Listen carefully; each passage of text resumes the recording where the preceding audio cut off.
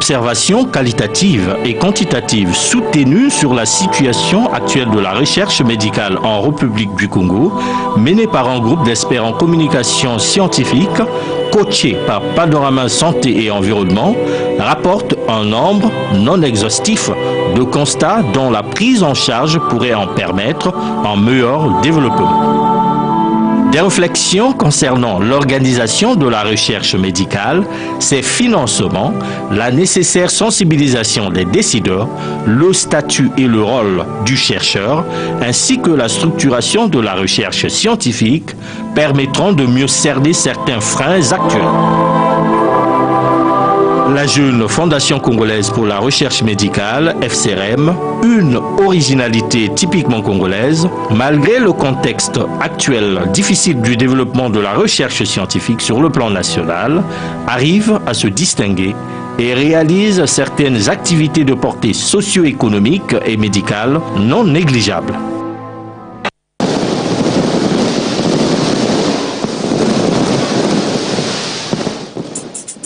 Francine Toumi, présidente de la Fondation congolaise pour la recherche médicale FCRM, est distinguée femme scientifique 2015 par Panorama Santé et Environnement. À découvrir très prochainement le scientifique de l'année, la structure sanitaire de l'année, le laboratoire biomédical de l'année.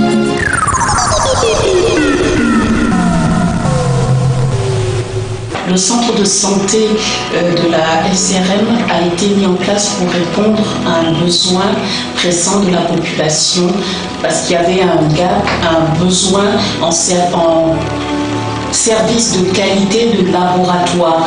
Donc nous servons la population au travers de la recherche, mais il était aussi important de les servir aussi avec des résultats fiables de laboratoire d'analyse médicale.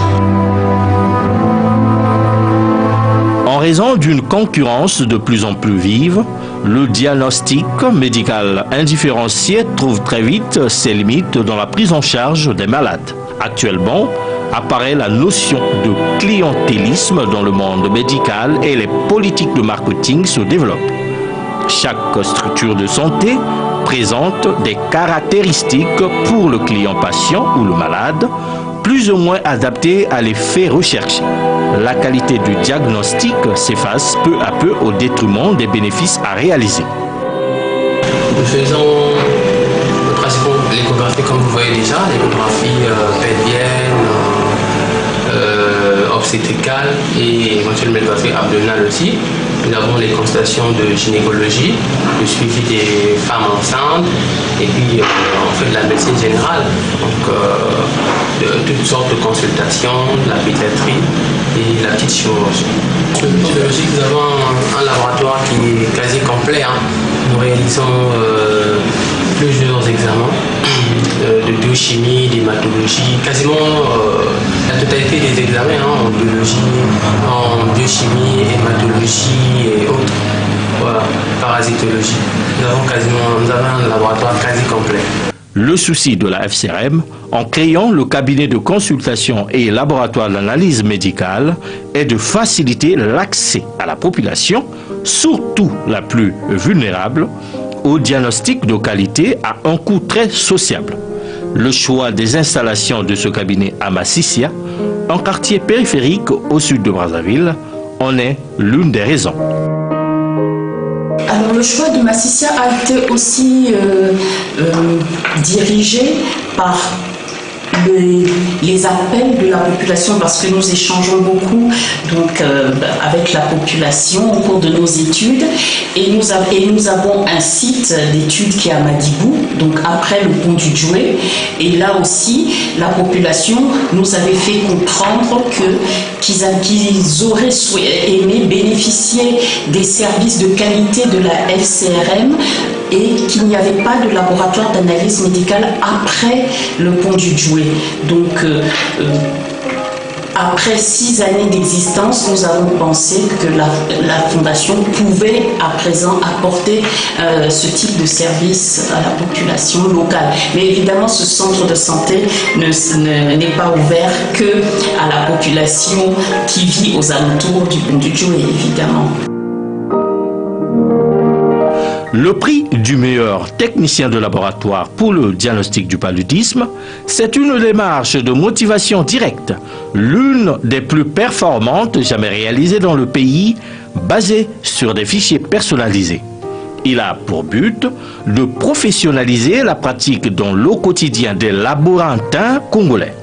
Il a pour vocation également de se développer de plus en plus avec les formations relationnelles basées sur les résultats actuellement développés par le ministère de la Santé et de la Population dans le cadre du projet Paramed.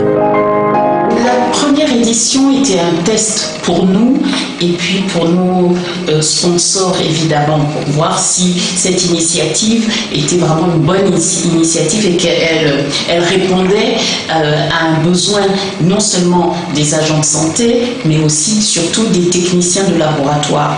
Bon, la première édition, nous estimons qu'elle a été un succès, mais la deuxième édition, nous avons eu beaucoup plus de candidatures et beaucoup plus de participants et beaucoup plus de soutien financier pour l'organisation de cette manifestation. Donc nous espérons que cette initiative, cet événement s'inscrit maintenant dans le futur, dans l'avenir.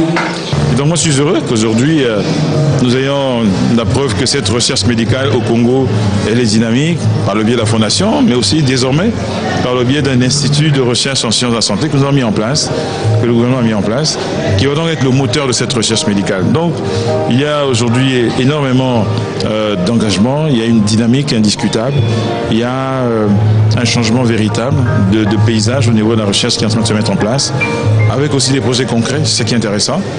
Celui du laboratoire qui va produire les médicaments contre le paludisme. Le laboratoire est prêt, il est équipé.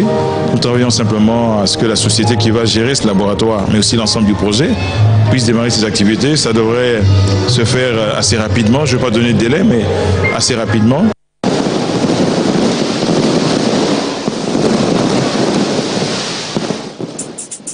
Francine Toumi, présidente de la Fondation congolaise pour la recherche médicale FCRM, est distinguée femme scientifique 2015 par Panorama Santé et Environnement. À découvrir très prochainement le scientifique de l'année, la structure sanitaire de l'année, le laboratoire biomédical de l'année.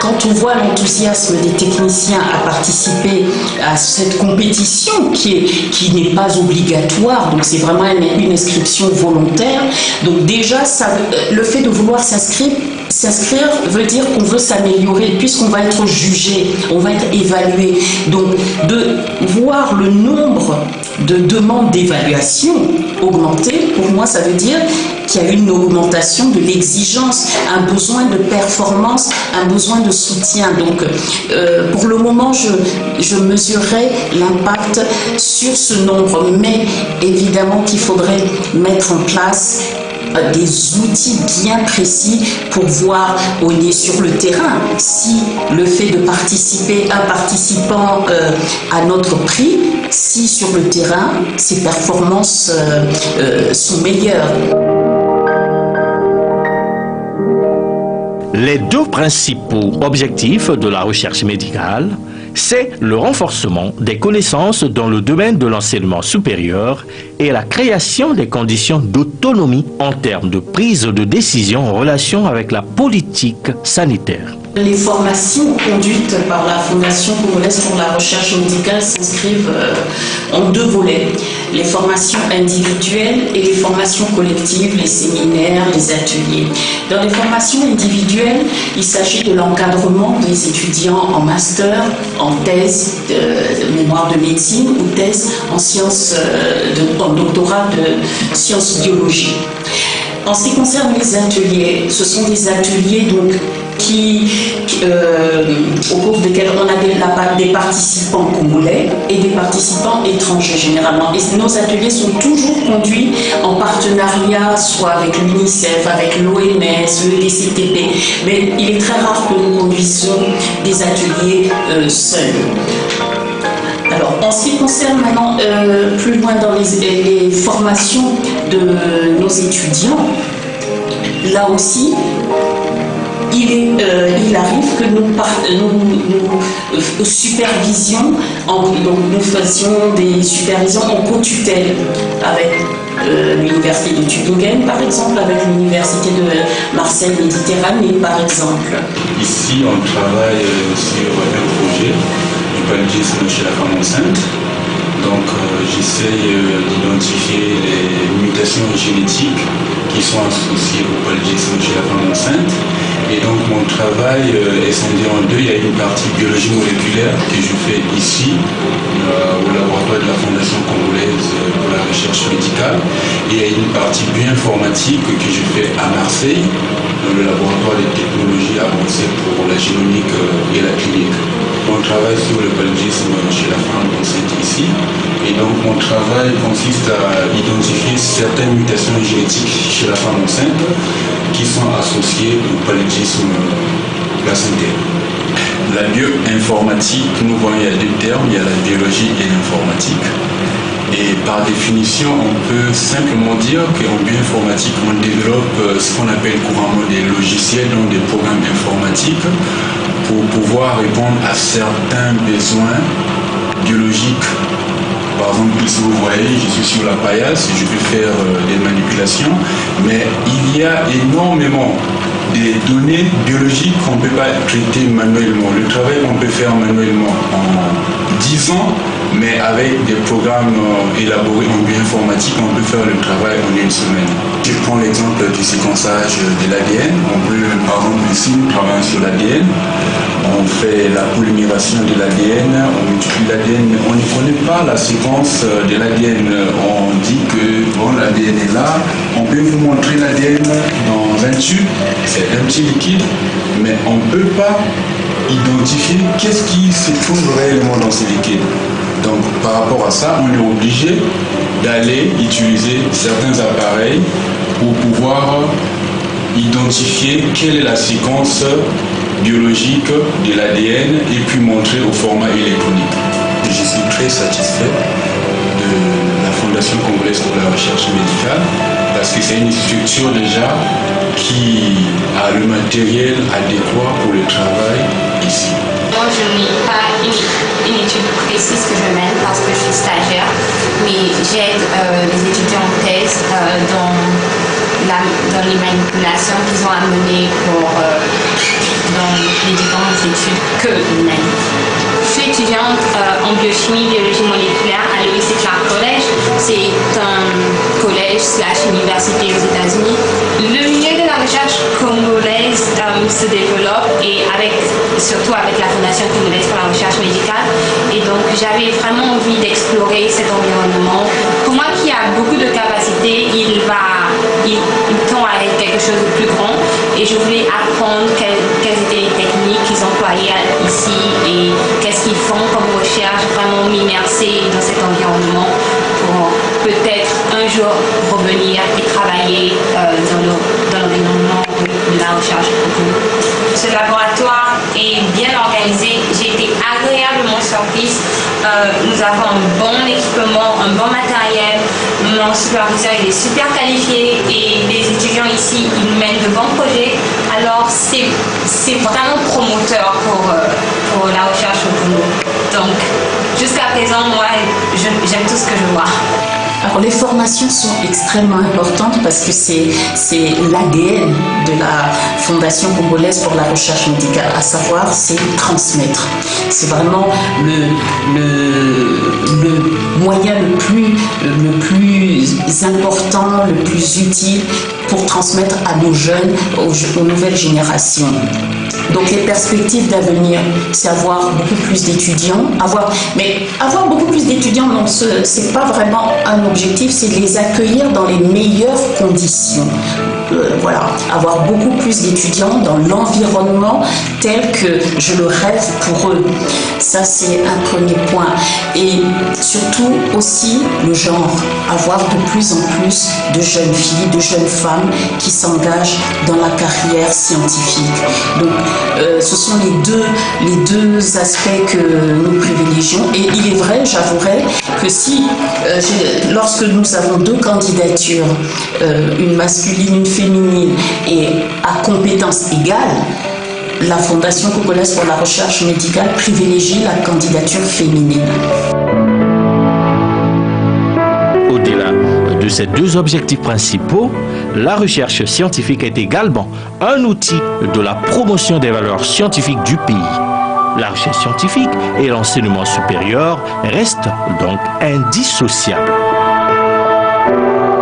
Pour pallier au désenclavement du monde scientifique congolais, la Fondation congolaise pour la recherche médicale travaille également pour la visibilité scientifique du Congo. Après le prix Kwame Nkrumah à Addis Abeba par l'Union africaine en 2012, en 2015, professeur Francine Tumi, promotrice de la FCRM, a été également primée en Allemagne. Le prestigieux prix George Forster a été considéré comme une véritable surenchère de la promotion scientifique congolaise. Toutes ces reconnaissances internationales visent à déclencher l'acte de crédibilité de la recherche scientifique au Congo par le mérite. C'est également des outils qui permettent de concilier la promotion de la recherche scientifique à la volonté politique en République du Congo. Un sentiment de grande fierté en tant que Congolaise d'être honorée et puis évidemment en tant qu'Africaine. Le Congo, vous savez, dans la recherche médicale, le Congo est pas parmi les premiers. Déjà l'Afrique centrale, quand on regarde les régions du continent africain, l'Afrique centrale est derrière les autres régions. Alors voir le Congo, le petit Congo, récompensé, pour moi c'est un sentiment merveilleux et j'aimerais que ce prix, nos jeunes, que les Congolais se l'approprient, s'approprier un prix de recherche et dire on est capable de faire comme et quelquefois mieux que les autres. Donc, c'est difficile de dire ça quand on parle de soi parce que ça peut donner une impression d'arrogance, une impression de supériorité, mais pas du tout, pas du tout. Le monde est une compétition et montrer qu'on est capable d'être sur les starting blocks avec les autres et de les dépasser, ma foi, il y a de quoi être très fier. Et je suis congolaise et je suis très fière d'être la première femme africaine à avoir rapporté ce prix-là sur le continent. She has received the award not because she is a woman, not because she is from Africa. Elle ne reçoit pas ce prix parce qu'elle est une dame ou une africaine, mais à cause de la sincérité et de l'exactitude de sa recherche. Certaines personnes parlent parfois des régions oubliées et perdues à travers le monde, mais elle est le rayon de soleil qui illumine ces régions oubliées. Car il est très difficile de faire de la recherche dans ces régions, mais ensemble, nous pouvons mener des excellentes recherches. Tout le monde sait que le paludisme est l'une des maladies les plus mortelles dans certaines parties du monde, mais surtout en Afrique. Le docteur Tumi a un laboratoire à Brazzaville qui travaille en collaboration avec l'Institut Pasteur de Paris et l'Université de Tübingen en Allemagne, ce qui lui permet de venir en Allemagne chaque année et de faire de la recherche. C'est un très grand moment pour nous tous, surtout bien sûr pour le professeur Francine Tumi, avec qui je travaille pendant très longtemps, beaucoup des années déjà, des décennies on peut presque dire, parce qu'on se connaît déjà depuis longtemps, depuis le Congo, depuis Gabon, et on a fait beaucoup de choses ensemble, surtout sur le paludisme, et maintenant c'est un très grand moment dans notre collaboration, et aussi un début pour des choses nouvelle qu'on veut faire ensemble au Congo sur un développement d'un vaccin contre le paludisme.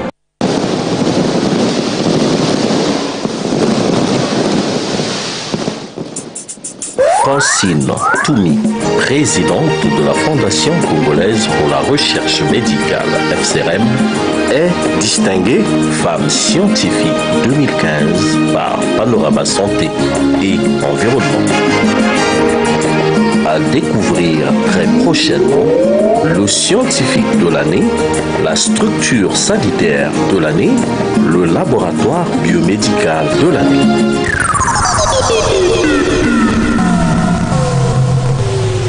La spécificité de ce prix, c'est un prix qui est donc donné par la fondation Alexander von Humboldt, qui est la plus grande fondation allemande qui reçoit des fonds publics donc, pour les chercheurs du monde entier qui travaillent dans les zones d'endémie, les chercheurs étrangers.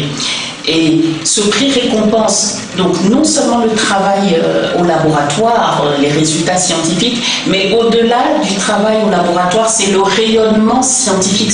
Donc ce sont les deux aspects qui sont récompensés.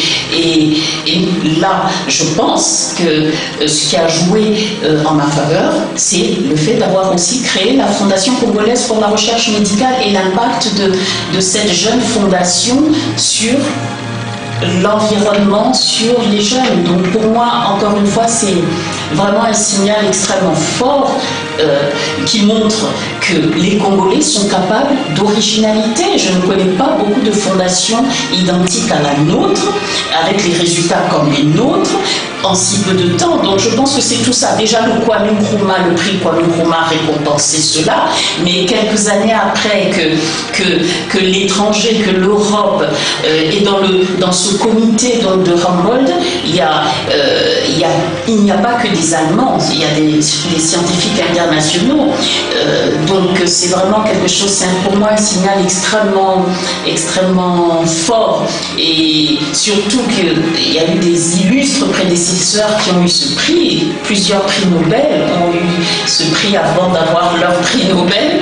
Et donc pour moi ça veut dire que oui, ce qu'on fait au Congo avec nos petits moyens, cela a vraiment un sens, et que d'autres voient le sens que nous sommes en train de prendre, et j'espère que mes frères, mes sœurs du Congo comprennent et ce que nous sommes en train de faire. C'est vraiment quelque chose qui est important, que nous considérons qui est important, mais que d'autres aussi considèrent que ce que nous sommes en train de faire est important. Les décideurs congolais compétents dans le domaine des sciences en général doivent apprendre à développer une relation de confiance, d'estime et d'adhésion entre les structures de recherche scientifique, les multiples publics, les pouvoirs publics et plus large, l'opinion publique. Nous venons d'avoir l'attribution d'un bâtiment par le ministère de la Recherche scientifique et de l'innovation technologique, donc de façon à ce que nous puissions travailler vraiment dans de meilleures conditions. Donc là, je crois que les prochaines années de la Fondation sont prometteurs. Avec ces nouveaux locaux, accroître notre plateau technique, avoir donc plusieurs laboratoires dans ce bâtiment.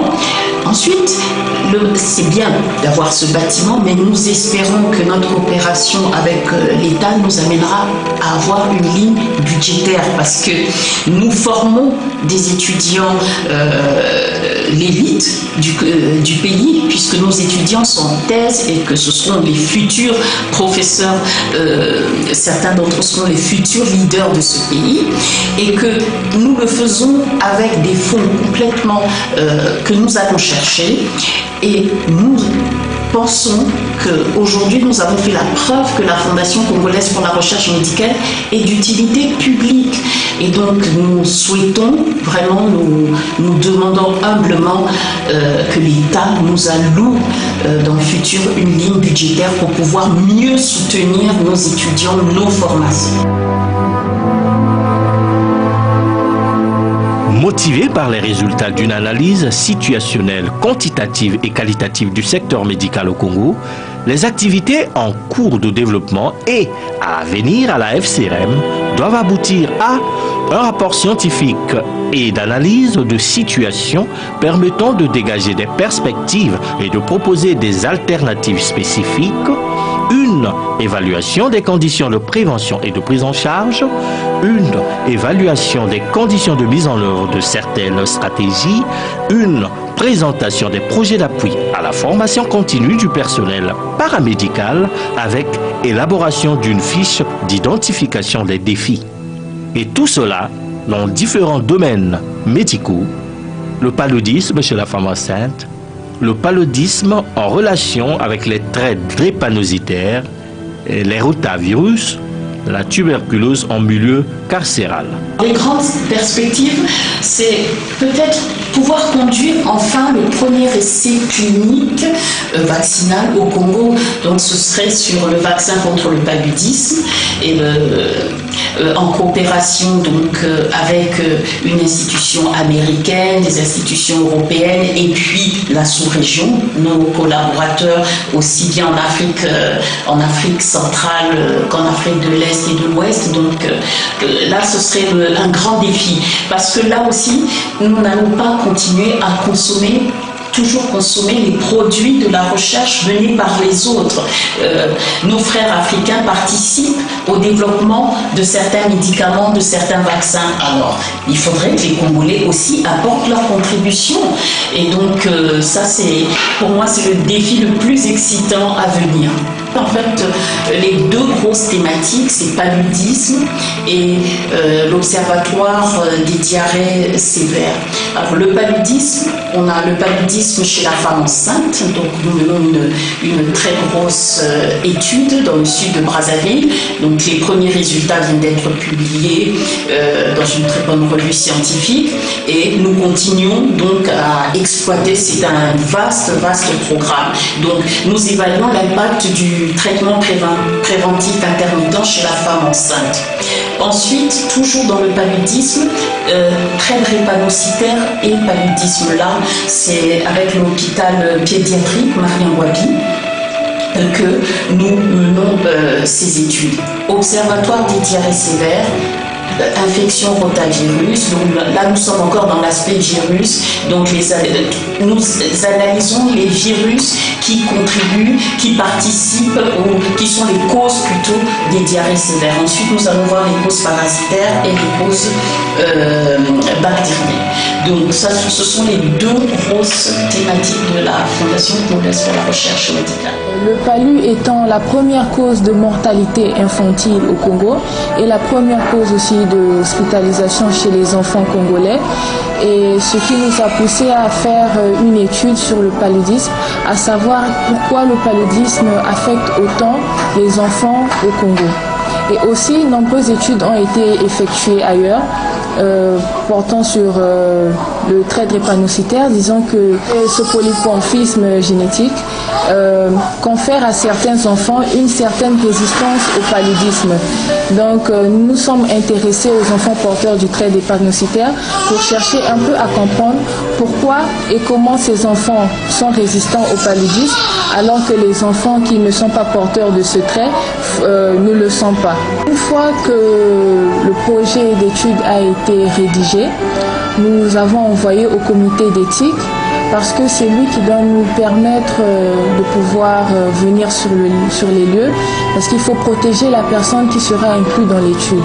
Donc le projet a été soumis au comité d'éthique avant d'être venu au sein de l'hôpital.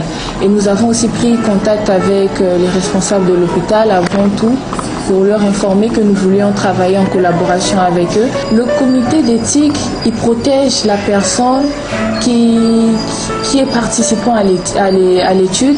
En fait, c'est pour veiller à ce qu'il y ait une relation gagnant-gagnant entre les deux. Que nous ne nous abusions pas de la personne, que nous respectons la personne et que aussi les règles d'éthique soient respectées. Nous allons travailler avec des échantillons humains. donc le sang, dans notre cas c'est avec le sang, nous devons faire comprendre à la personne que nous allons nous limiter seulement sur ce que nous cherchons à connaître dans l'étude. Et aussi, nous ne devons pas, par exemple, dévoiler l'identité de la personne. Nous devons respecter certaines règles éthiques. Nous ne devons pas faire quelque chose dans l'intention de faire du mal à la personne. Donc, bien que c'est la science, mais nous devons respecter la personne qui va travailler avec nous. Une fois que nous recevons, par exemple, la personne ici, nous devons avoir d'abord son consentement. Bon, comme l'étude se fait chez les enfants, les bébés ne peuvent pas donner leur consentement, donc nous devons expliquer aux parents en long et en large ce qui concerne l'étude. C'est une fois que le parent accepte et a compris dans quoi il s'engage que nous pouvons procéder au prélèvement.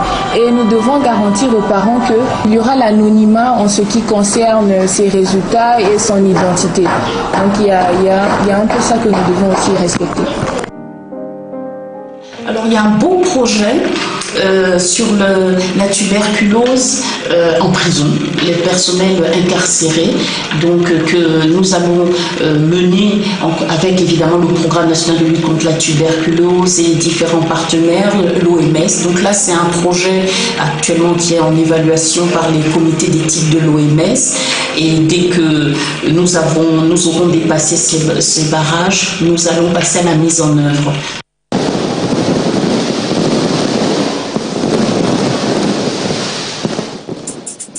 Francine Toumi, présidente de la Fondation congolaise pour la recherche médicale FCRM, est distinguée femme scientifique 2015 par Panorama Santé et Environnement.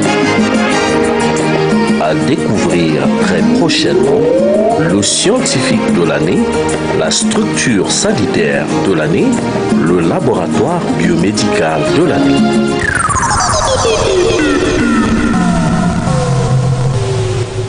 Rien n'est plus important pour les Congolais et les Congolaises que la santé de leur famille. C'est pourquoi Panorama Santé et Environnement exhorte à une véritable coalition des acteurs du monde de la recherche scientifique et à leur soutien par les décideurs afin de susciter une véritable émergence d'un système de soins de santé qui encouragera le bien-être, restera durable à long terme et fournira des soins de santé de première qualité à tous les habitants du Congo où et quand ils en ont besoin.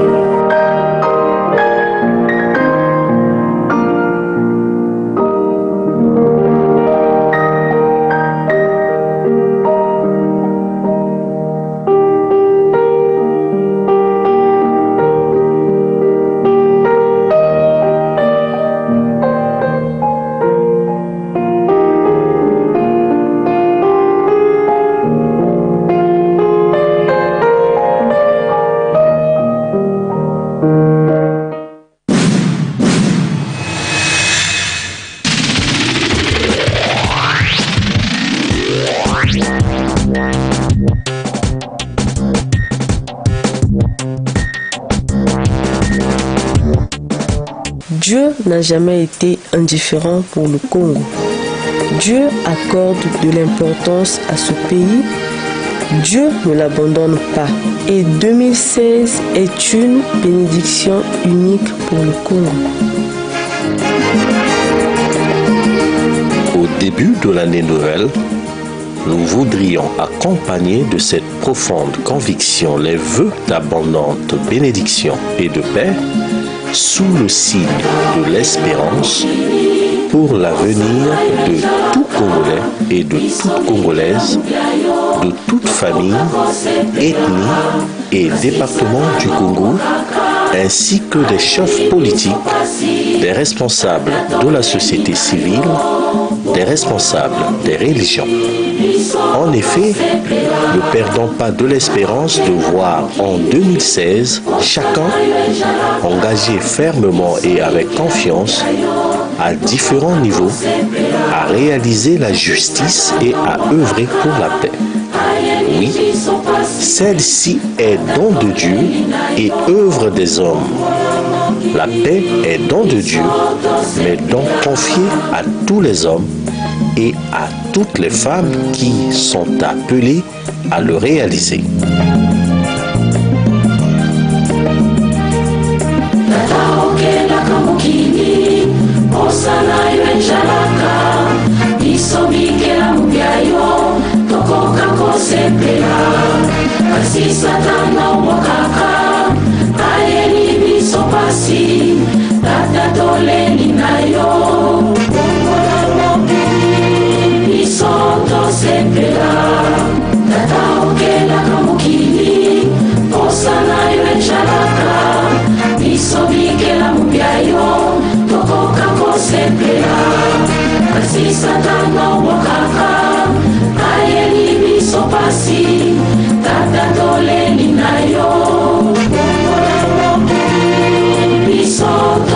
Nous exprimons notre compassion pour toutes celles et tous ceux qui, en Afrique et dans le monde, ont été victimes de guerre et des actions terroristes au cours de l'année qui vient de s'achever.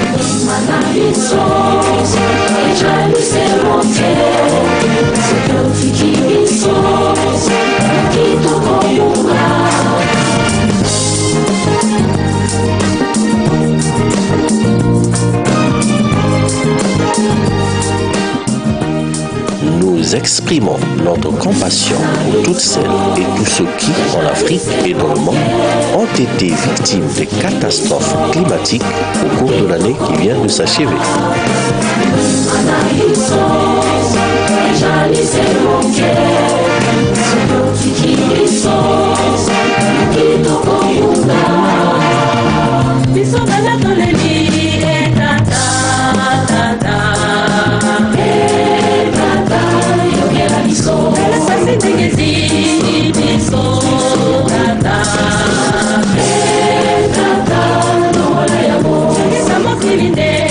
Nous exprimons notre compassion pour toutes celles et tous ceux qui, en Afrique et dans le monde, ont été victimes des épidémies mortelles, des maladies chroniques et incurables au cours de l'année qui vient de s'achever.